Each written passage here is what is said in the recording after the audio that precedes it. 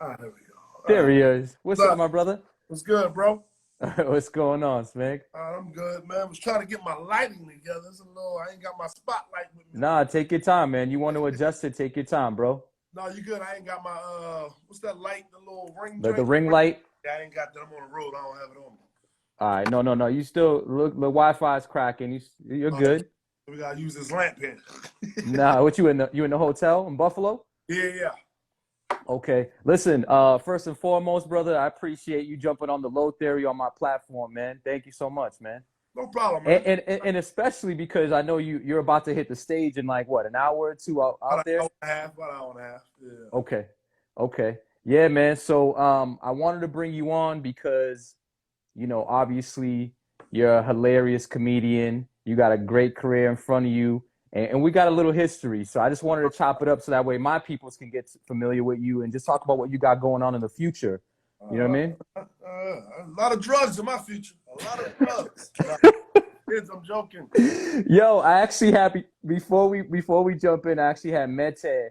Yeah, I don't know if you remember Mete from Bijou, the club Yeah. in Boston. Yeah, Okay. Mete asked me, do you remember the burger at Bijou? Oh yeah, I do. We ate it like 3 in the morning, but I definitely remember. That's what's up. There was no food around. I was starving. They said, "You hungry? We got you." Took me through the back, through the kitchen, gave me a burger and some aluminum foil, and it was banging. It was good. Oh nah, for sure, man. One of the best clubs in Boston. Yeah, for sure. Shout out my boy, Yo, Betu and Waleed. yes sir, Waleed, salute. Um, Yo, talk to me about like, because I know we're limited on time, but kind of the essence on how you got started in comedy. You came up in Philly, right? Yeah, yeah. And then like, so how did you get into the whole comedy game? Uh, I was always told I was funny, but I never think I was gonna be a comedian. And I was watching the Kings of Comedy in the movie theater. Okay, Like 2000 and 2000. It was like 2000 or okay. 2001, one of them. And, watching the movie, and at the end of the movie, I'm gonna walk out. I seen a lot of people that I knew, and they're like, "Yo, when you gonna get on stage to be funny and drop a special?" I'm like, "Well, nah, I'm not no stand-up comedian." So when I was at Temple University, I was a theater major. When I was a theater major, my acting coach said, "You have a natural knack for comedy. You start doing stand-up, that'll help you get into movies and stuff like that." I was like, "What?" Mm, So one day I was on South Street, and it's the comedy club on South Street called the Laugh House. It's not there anymore, but it was there when I first started. And I started signing up for open mic night in like late 2001, and been doing it ever since. wow. And that first time, I know 2001 is a while ago, but when you first hit that stage, what was that feeling like? Were you like, yo, I killed it, or was it like, damn, this is gonna be a hard road? I killed it because I invited a lot of my friends from Temple, and I invited my neighborhood friends to come down. So I had a lot of my friends there. I killed it, but at the end of the show, I was walking out, and comedian Michael Blackson was there. Yep. So he saw my very first time on stage, and he came to me and said, "You're not funny yet, but you got it." I was like, "What?" I thought he was hating. I'm like, "Are you hating on me? Heard me rock the house?" But as I got on over time, I understood what he was saying. I had like this Ah, charisma, and I knew how to work the crowd and stuff like that. I just didn't right. have no funny jokes. Right.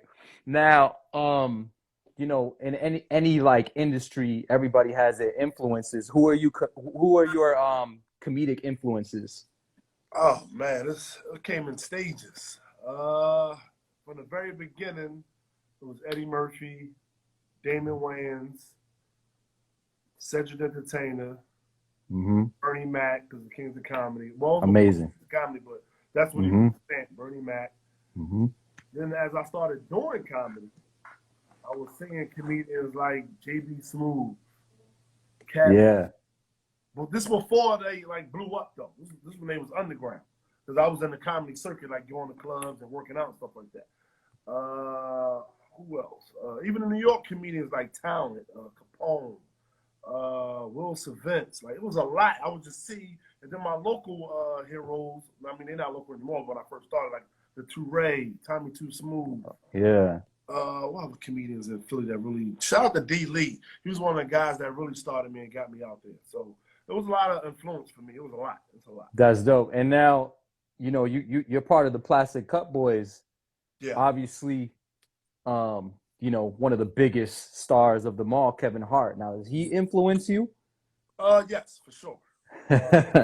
You got to So put him in that group, yeah, right? it's like I'm so close with him. I don't even be thinking of him as like Right. a comedian like that. But for sure, on a day-to-day tip, for sure, because I've seen from when we used to do comedy clubs, getting 50, 60 people in to him selling out arenas. Like I've been around Right. him that much, so his work ethic is amazing. It's one of the best, hands down, for sure. I believe it. Now, speaking of work ethic, that was actually leads me to my next question because um, typical people, right? They got 9 to 5 jobs, right? And they check in, they check out, right? But they have to work on their craft or work on a skill maybe just to get better at their job. Now, what do you do on a day-to-day to get better at comedy? What's your Experience, day? experiences, man. Word. Yeah, I just try to talk about my experiences. Like I got jokes where I talk about picking up my kids from school. I talk about going to my kids' basketball games. Mm-hmm. Them performing in a band at school. I talk Mm-hmm. about just everyday life, man. Everyday regular stuff. You know, I talk about the whole COVID now. Right. Right. So just everything that's going on. That's what really giving me my experience because I think I have a like with the theater coach told me that I have a natural knack for comedy, so I can see funniness in a lot of things. Don't like it's times I'll be sitting in a movie theater watching a serious movie and I just bust out laughing. I'm the only person in the theater laughing. Like, what's he laughing at? Like, I didn't get that. All right, what up? Not just right. So I do have a nice little funny bone in my body. For sure. And it seems like with comedy too, like that's obviously a key thing, having those life experiences, but also with like memory too, right? Right. You gotta have a sharp memory, bro. Yeah, for sure. I definitely right? get a lot of people saying, "How do you remember all that you talk about?" It's just, I guess, it's just natural for me. It's just natural. Yeah, no, that's impressive, dude. To come up there, you know what I mean, and nail that, and not sound scripted. Right. You know what I'm saying? Because you might do the same material at another show, but it always sounds natural, like you just said it for the first time, which is impressive, bro. Right, for sure. You know what I'm saying? Now, let's talk about tomorrow. Tomorrow's a big show that's coming out on Motor Trend, right? Kevin Hart presents the Muscle Car Crew. Tell everybody a little bit about that. What can they expect and things like that. Basically, it's just me and my friends. Kev bought us some old school cars after the 2018 tour, right? So you know we all got an old school car, so we got gifted it. So we was like, all right, bet that's what we supposed to do with these old school cars, you know.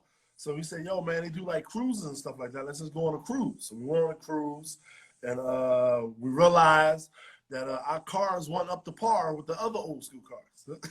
Oh, like we shoot. thought you could just buy the car off the lot, the old school 1969, buy it off the lot and just drive. The first day I drove my car, the gas was just leaking everywhere, like crazy. And you got the Chevelle, right? Yeah, I got the 69 Chevelle. Yep. Okay. Go ahead. So as we experiencing our cruises, something was always happening to somebody's car. But we constantly taking it to the shop, getting things worked on, getting it up to date to the 2021 cars and stuff like that. We noticed we were spending money, so we're like, hey man, this is a show. So we said, let's present this, you know, as a show or whatever. So Harry and Joey came up with the whole idea and everything. Kev liked it, then they all pitched it, and here we are. But they're gonna expect, man, some funny times, especially with me on screen. All I talk about is like, how much does that cost? Jesus. Yo, you got the 69 Chevelle, bro. My cousin got the 70 Chevelle SS. Okay. Sort of similar. What have you I mean, I don't want to, maybe you might mention in the show, I don't know, but what have you done to upgrade your 69? A lot. Word? I actually put more money into the car than what Kev paid for. Word? Yes. Did you drop a LS in there? Yes, I dropped the LS swap, all that. Tune into the show. My fault. Tune into Okay. That's what I'm saying. I don't want to know if we were real. Yeah. I see Waleed in the chat. What up, brother? Waleed, he there? Yo, that's gonna be crazy, man. Now it's funny because like I had Naeem on the show too, on the Low Theory, and he was saying he's not a part of that show because I don't see him in there. He told me that he actually gave back his muscle car. He didn't even want it. Yeah, because he went and took it to the shop. His was breaking down a little bit. He took it to the shop. He noticed it's gonna be a lot of money. He said, "Man, I'm not doing this." No, so he gave it back. and he just bought a newer car. Yeah, he was like, yo, I don't want old things. He's like, I love new things. I want Yeah. touch screen everything. I was like, all Right. right, yeah, But see, everybody has their. you don't understand. You can do all that to the old school. The money you put up for a new school, you just put into your old school.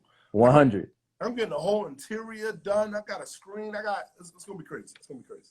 That's dope. That's dope. Definitely make sure you share some photos, bro. Sure. Let me see what else I got going on here. Naeem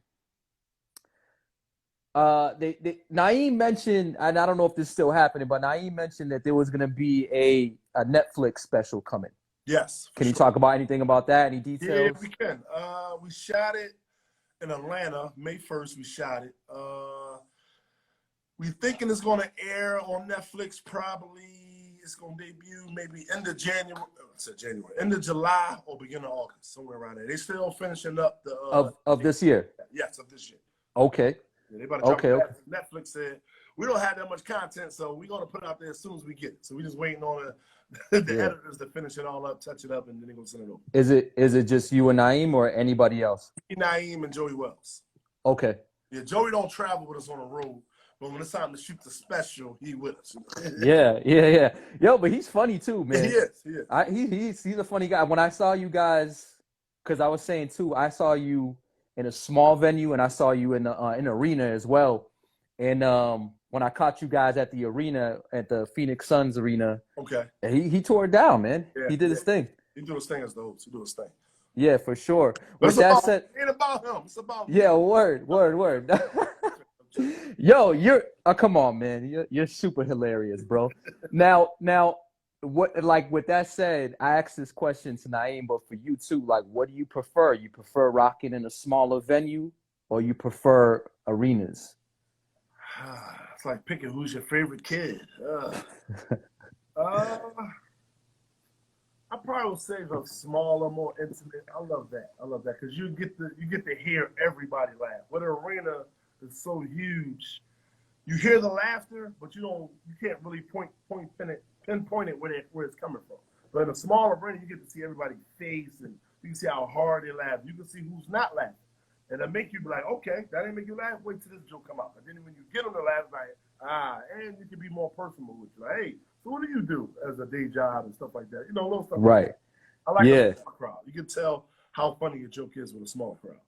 Okay, I could understand that.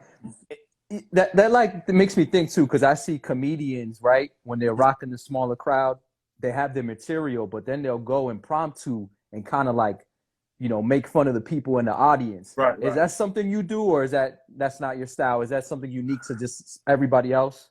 It's not my style, but if something was to stand out and I see it, my mind's gonna go straight to it. Like I tell you, like how I have a natural knack for funny. So if I see somebody in the crowd where it's a little odd, it's a little different, maybe it's like everybody over there got a black shirt on, or one person got a pink shirt on with dots on it. Hold on, what's going on over there? Why did you sit over there? You knew, like, it is, I don't know, something going on in my brain, man. Right. I can always find something that's standing out, and I'll talk about it. Right. I'm not malicious to the crowd, though. I'm not malicious where you want, F you, I'm leaving. It's not going to be to that point. You're going to enjoy it. You will enjoy right, for sure. Yeah. Okay. I always was thinking about that. Now, what's up with the show tonight, man? Where's it going to be at? We're in Buffalo right now. We got one of my friends, comedians here, Lawrence. All he got is crowd work. He don't got jokes. Oh. That's one of the guys that rolled with me. He not with me this weekend, though. Shout out to Lawrence Killer Brew. He in the crowd. Tonight, man, we in Buffalo. We had Thursday, Friday, and Saturday. Yeah, one show tonight, 8 o'clock, 2 shows tomorrow, 2 shows Saturday. And me and Naeem, we're going to rock it out. And my man, Jonathan Martin, he's going to be hosting this weekend. I've been seeing you post up the flyers. A lot of pretty much every show sold out. Right. Yeah, I'm trying to promote, man. I'm trying to become a little promoter. I can add that to me, like, you know, promoter. Bro, you working, bro. You working. I'm working, man. I'm trying. Nah, I see you, man. Yo, you remember how we met? Yeah, I remember. It was in Phoenix. I was trying. Nah, even before that, Boston. It was Boston? It was Boston Barney's. Oh, I thought it was Phoenix first. So it was Boston Barney's. Nah, it was the Boston Barney's. I was trying to go to Macy's, and they forced me to go to Barney's. That's why. Yep. Yeah. And, you know, I don't be trying to spend too much money and got addicted, and now I'm buying all expensive clothes is ridiculous. So I wish I would have never met you, man. Yeah. Yeah, you guys balled out when you were there. But then we saw each other again in Phoenix. Right. Yep. Oh man, yo, I'm gonna leave you to it because I know you gotta get ready for the show. Spank, I appreciate you jumping on the platform, brother. If you ever wanna, jump on again and we could just chop it up, let's do it. Know, man, you got my number. Just text like, yo, if you ain't doing that, this is my topic for my show. If you want to just get in for 5-10 minutes, I'll join you. If I'm not doing anything, I'll join you, brother. I appreciate you always, man. Seriously, man, you always been a good dude, man. I wish you nothing but the biggest success to continue growing, and I hope you kill it tonight. Tell Naeem I said what up. All right. I got you, bro. Appreciate you. All right. Peace, bro. Right. My guy. I got to remember how to